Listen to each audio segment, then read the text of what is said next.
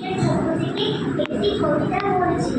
ভারতবর্ষ সৌমিত্র ঘোষ, এখানে তিনটে ওখানে তিনটে, সেখানে তিনটে ঢেউ, এই তল্লাটে তারা ছাড়া আর মনীষী নেই কেউ।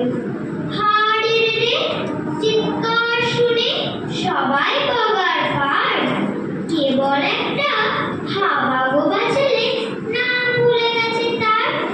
তার দু চোখের দৃষ্টি কেমন স্বপ্নের মতো নীল, আমির খানের মুখের সঙ্গে একটু রয়েছে মিল।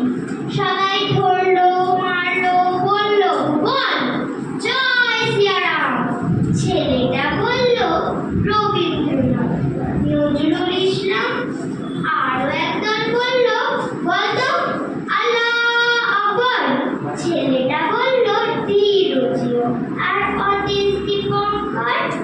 সবাই ধরলো মারলো বললো কোনখানে তোর ঘর, ছেলেটা বলল ভারতবর্ষ।